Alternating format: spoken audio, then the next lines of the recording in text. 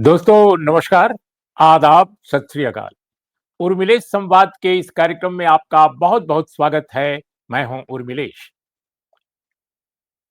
बहुत सारे लोग दुनिया में ऐसे होते हैं दोस्तों, बहुत सारी शक्तियां ऐसी होती हैं जो लगता है कि वो हमारी दोस्त हैं, हमारी हितचिंतक हैं, लेकिन कई बार उनके जो फैसले होते हैं, उनके जो कदम होते हैं और उनके जो बयान होते हैं, वो फ़ायदा पहुँचाने के बजाय नुकसानदेह साबित होने लगते हैं या उनके नुकसानदेह होने की आशंका बन जाती है।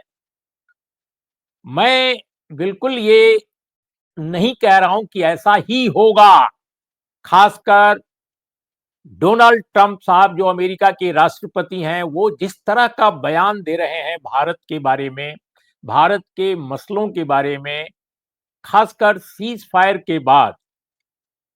अब सीज़ फायर को उन्होंने भारत-पाकिस्तान के बीच जो सीज़ फायर उन्होंने कराया, जैसा कि वो दावा कर रहे हैं कि उन्होंने कराया, उसकी कामयाबी का पूरा श्रेय वो क्रेडिट अपने ले रहे हैं, अमेरिका को दे रहे हैं।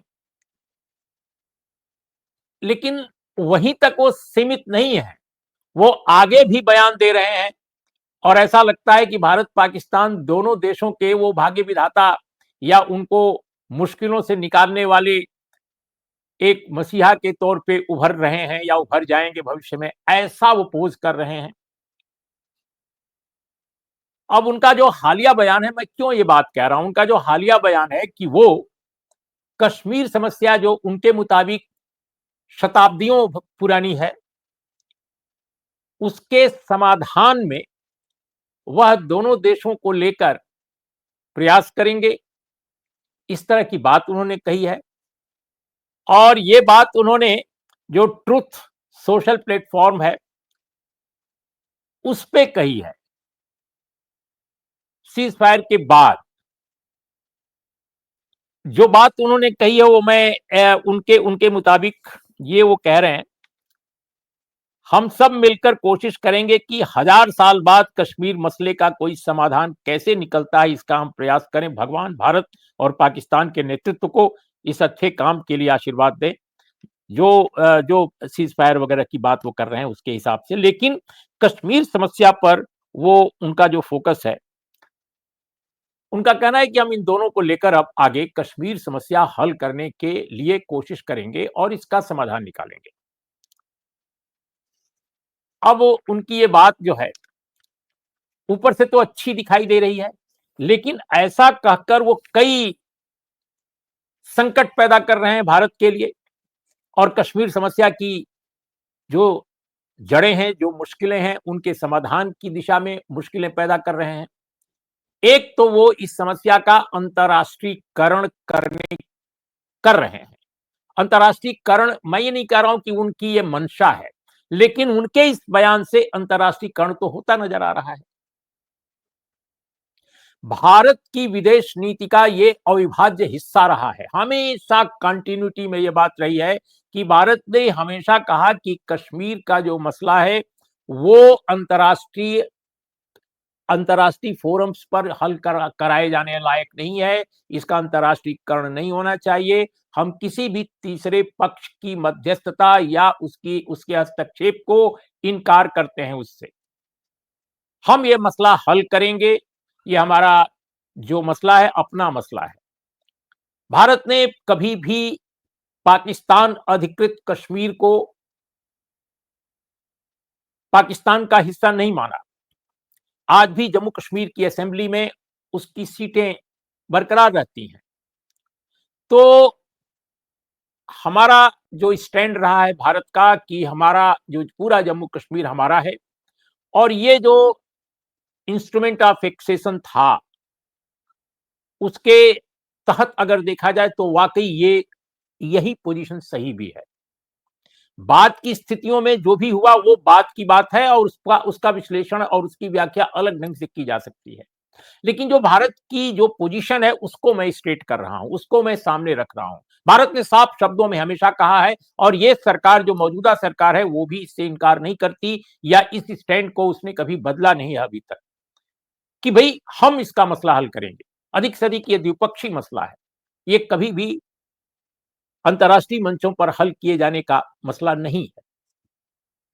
लेकिन डोनाल्ड ट्रंप साहब जो हैं, सीज फायर के बाद इतने उत्साहित हुए कि उन्होंने फौरन कुछ घंटे के बाद ये बाकायदे स्टेटमेंट दर्ज कर दिया ट्रुथ सोशल पर, जो एक सोशल प्लेटफॉर्म है, सोशल नेटवर्किंग प्लेटफॉर्म, और उस पर उन्होंने साफ शब्दों में कहा कि वो सेंचुरी ओल्ड ये जो समस्या है इसका हल निकालेंगे। अब मैं इस बात पर नहीं जा रहा हूं कि अमेरिका जैसे बड़े मुल्क के राष्ट्रपति का इतिहास ज्ञान कितना कमजोर है, और उनके जो सलाहकार, उनके एडवाइजर, उनके जो जो उनकी टीम के लोग हैं, क्यों उनके इस विचार का करेक्शन क्यों नहीं किए, क्योंकि एक बार वो पहले भी कह चुके हैं, अभी कुछ ही दिन पहले, कि भारत और पाकिस्तान कश्मीर को लेकर सदियों से लड़ रहे हैं, शताब्दी पुरानी उनकी लड़ाई है।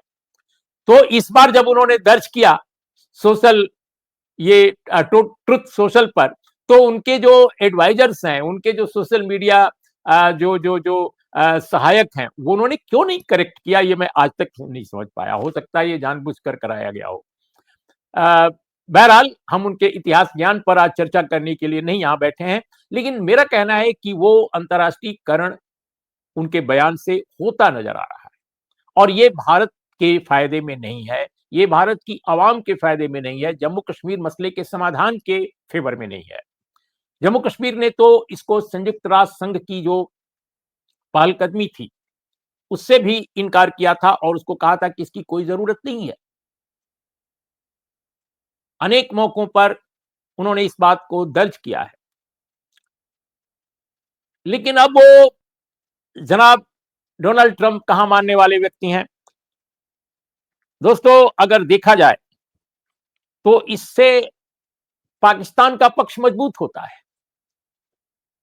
अगर अंतर्राष्ट्रीयकरण कश्मीर समस्या का होता है तो इससे कश्मीर मामले में पाकिस्तान को फायदा होगा। वो तो ये चाहता है कि इंटरनेशनलाइज हो ये मसला इंटरनेशनलाइज होगा तो उसे भी अपनी बात कहने का अलग अलग फोरम्स पर मौका मिलेगा। भारत अब तक अंतर्राष्ट्रीयकरण कश्मीर का कराए जाने की कोशिशों को दरकिनार करता रहा है और उसको होने नहीं देता रहा है, और उसके जो मित्र देश हैं दुनिया में, खासकर जब सोवियत रूस था और जब रूस अब है, तब भी इन लोगों ने हमेशा साथ दिया भारत का इस मुद्दे पर। यूरोप के भी कुछ एक देशों ने साथ दिया, और डेवलपिंग नेशंस में भी कईयों ने साथ दिया।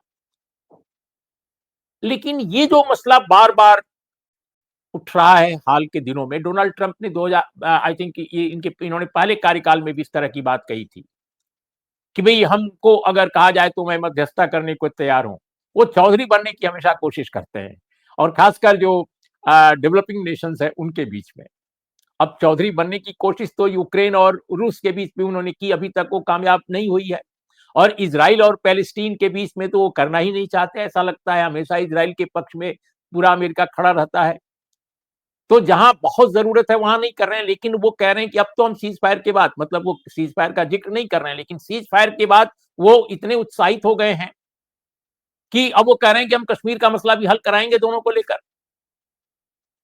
तो इसका जो जिस तरह इस उनके इस बयान पर जिस तरह पाकिस्तान ने रिएक्ट किया है, उससे साफ जाहिर होता है कि वो इंटरनेशनलाइजेशन की डोनाल्ड ट्रंप के बयान से जो एक स्थिति बन रही है उससे वो बहुत खुश है। पाकिस्तान ने जो कहा है वो मैं आपको सुनाता हूं। उनका जो पूरा बयान है उसका लब्बो-लुबाब मैं पेश कर रहा हूं। कश्मीर को सुलझाने के लिए डोनाल्ड ट्रंप साहब की जो इच्छा, अमेरिका के राष्ट्रपति डोनाल्ड ट्रंप की जो इच्छा है उसकी हम सराहना करते हैं। पाकिस्तान का ये वक्तव्य है, जिसका दक्षिण एशिया और उससे आगे शांति सुरक्षा पर सकारात्मक प्रभाव पड़ेगा। पाकिस्तान चाहता है कि विवाद का युक्त, संगत और स्थायी समाधान हो, जो संयुक्त राष्ट्र संघ की सुरक्षा परिषद के प्रस्तावों के अनुरूप हो, कश्मीरियों के मौलिक अधिकारों की रक्षा हो और आत्मनिर्णय का उनका अधिकार भी देखा जाए। ये पाकिस्तान का बयान है डोनाल्ड ट्रंप के उस ट्रुथ सोशल पर जो उन्होंने पोस्ट किया है उसके कॉन्टेक्स्ट में। तो इससे तो बिल्कुल साफ है कि पाकिस्तान बहुत अति उत्साहित है डोनाल्ड ट्रंप के इस बयान से, और वो चाहता है कि इसका इंटरनेशनलाइजेशन हो, संयुक्त राष्ट्र संघ के फोरम पर हो, अन्य अन्य जो जो जो त्रिपक्षीय जो संवाद हैं उस पर हो, वगैरह वगैरह, जिसको भारत सिरे से खारिज करता रहा है। अब सवाल इस बात का है कि क्या हमारी जो सरकार है वो इस पर क्या सोचती है। हमारी सरकार का जो पक्ष है वो किसी बड़े नेता, बड़े किसी सरकार के ओहदेदार की तरफ से अभी तक कोई बयान मैंने नहीं देखा, लेकिन सूत्रों के हवाले से, ऑफिशियल सोर्सेज के हवाले ये खबर आई है मीडिया में, और अंग्रेजी के कई बड़े अखबारों ने, वेबसाइटों ने भी इसको दर्ज किया है। थोड़ा लेट आई है, काफी देर से आई है, डोनाल्ड ट्रंप के उस पोस्ट के तत्काल बाद नहीं आई है। तत्काल बाद पाकिस्तान ने रिएक्ट किया, इंडिया ने रिएक्ट, अगर अगर बड़े नेता का बयान देखें तो अभी तक नहीं आया है, लेकिन जो सोर्सेज के हवाले, ऑफिशियल सोर्सेज के हवाले जो खबर छपी है उसमें ये कहा गया है कि भारत जो है ऐसी किसी कोशिश के पक्ष में कभी नहीं रहा है, और उसकी पोजीशन जो है पहले की तरह है कि वो इस मामले को द्विपक्षीय मानता है। ये गवर्नमेंट ऑफ इंडिया के सूत्रों के हवाले आई है खबर।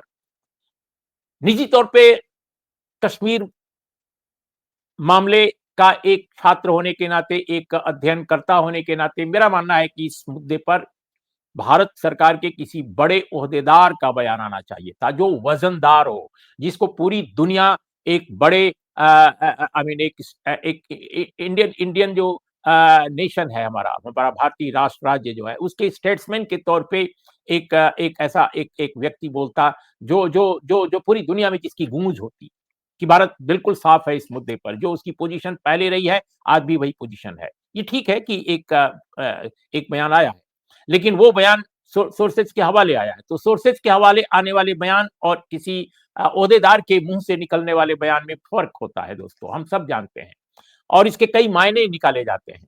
तो मेरा ये मानना है, पहली बात, कि भारत सरकार के किसी बड़े ओहदेदार की ओर से इस बात को रखा जाना चाहिए था। हो सकता है कि देर सवेर ये बयान आ भी जाए, लेकिन अंतर्राष्ट्रीयकरण की जो कोशिश है, और जो जाने अनजाने, मैं नहीं ये आरोप नहीं लगा रहा हूं डोनाल्ड ट्रंप के ऊपर मैं निजी तौर पे, लेकिन उनके इस बयान से होता नजर आ रहा है, और पाकिस्तान इसीलिए खुश है। वो चाहता है कि डोनाल्ड ट्रंप और इस तरह की बातें कहें। मुझे लगता है कि उसको डिप्लोमेटिक चैनल्स के जरिए अमेरिका से उस पर भारत को बात करनी चाहिए,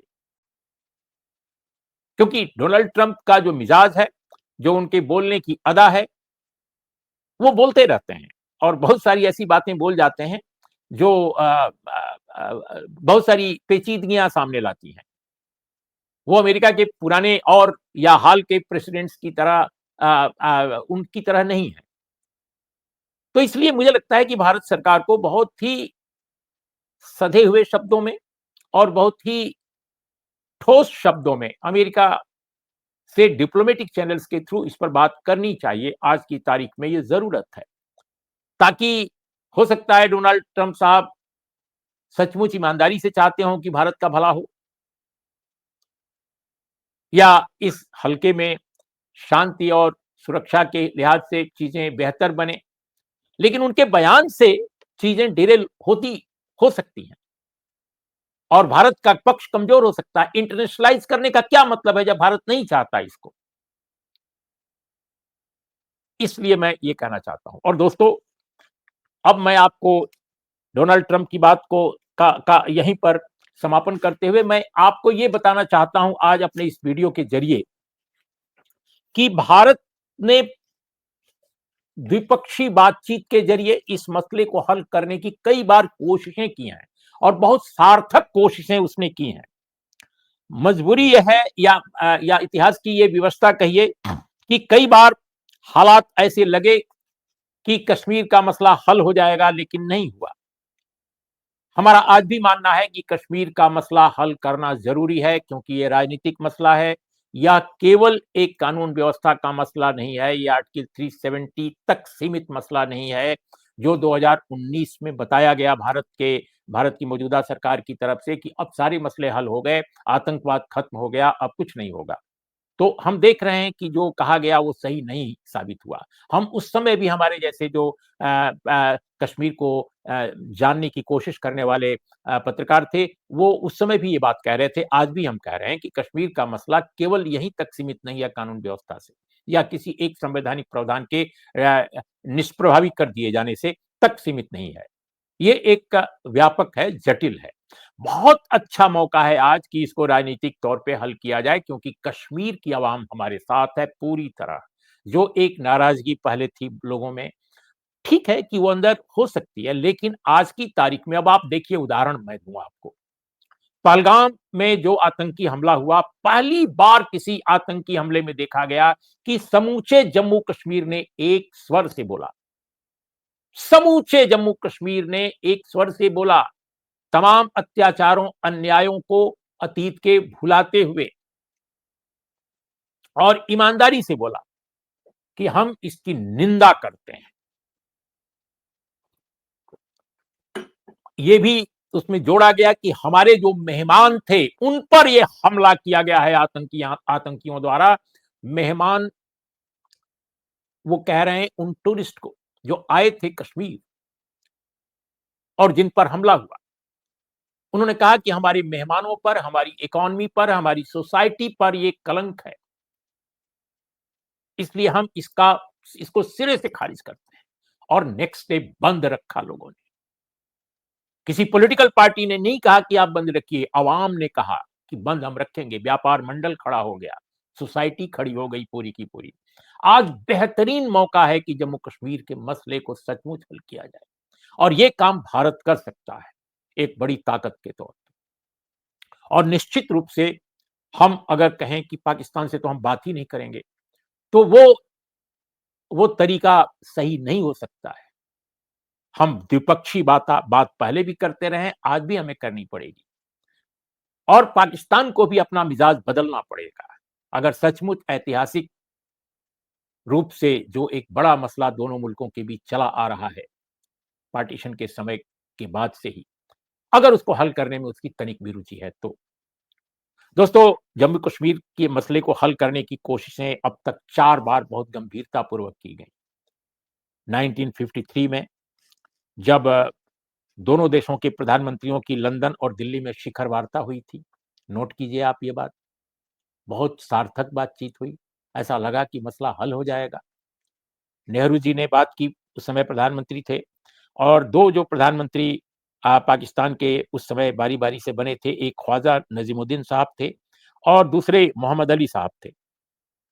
लेकिन वो दुर्भाग्यपूर्ण स्थिति थी कि 17 अगस्त 1953 को जो बातचीत दोनों प्रधानमंत्रियों की थी, वो आखिरी बातचीत हुई, और उसके बाद जम्मू कश्मीर में अगस्त में ही जो हालात तब्दील हो गए, एक नाराजगी के, असंतोष के, उससे डायलॉग बाधित हो गया, और वो था शेख मोहम्मद अब्दुल्ला का वजीर आजम के रूप में जम्मू कश्मीर की गिरफ्तारी।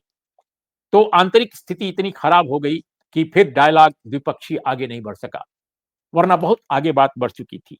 और दूसरा जो सुनहरा मौका दोस्तों मिला भारत पाकिस्तान को बातचीत करने का, 1964 में, और लंबे जेल प्रवास के बाद शेख मोहम्मद अब्दुल्ला को रिहाई मिली, और उन्होंने नेहरू जी से मुलाकात की, जवाहरलाल नेहरू से, और बातचीत की।